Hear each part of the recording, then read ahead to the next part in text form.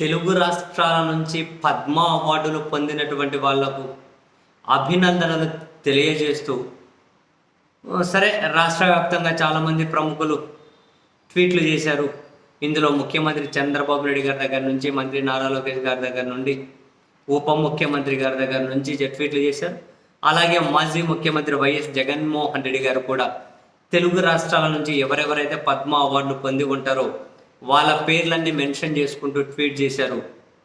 And మరొక tweet gastroenterologist Nageshwar Reddy గారు ఎవరైతే ఉంటారో నాగేశ్వర్ రెడ్డి గారికి తనకు పద్మ విభూషణ్ వచ్చింది, బాలకృష్ణ గారికి పద్మభూషణ్, మరికొందరికి పద్మశ్రీ ఇలా వచ్చాయి. నాగేశ్వర్ రెడ్డి గారికి ఏమో ప్రత్యేకంగా ఒక ట్వీట్ చేశారు.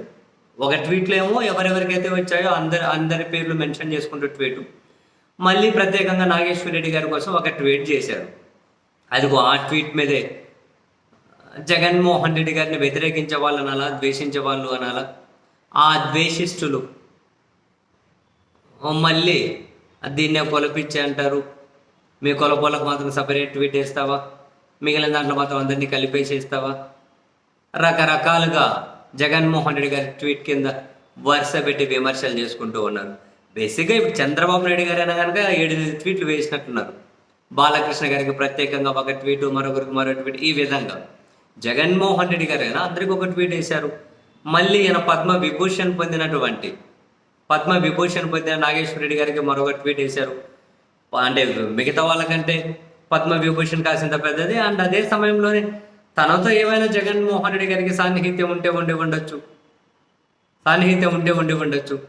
అండ్ ఇటు బాలకృష్ణ గారి పద్మాన్ని అయినా, అటు మందకృష్ణ గారి పద్మాన్ని అయినా జనరల్లీ కాసింత పొలిటికల్ కోణంలో చూడకుండా అయితే ఉండలేము.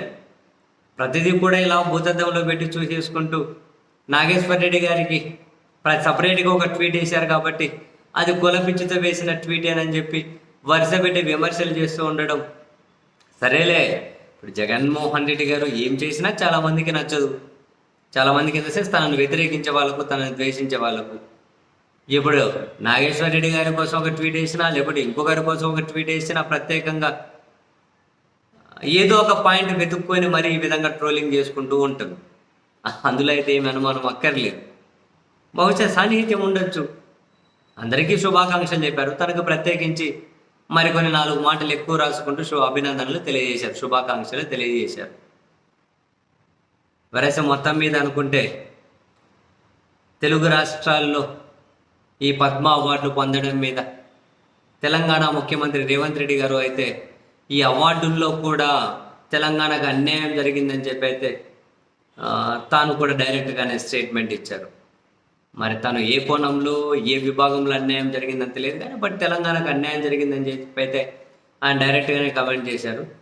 బట్ ఆంధ్రప్రదేశ్కి అయితే అన్యాయం జరగలేదండి. బాలకృష్ణ గారికి పద్మభూషణ్ ఇచ్చారు, ఇంకా అంతకుమించి ఏం కావాలి.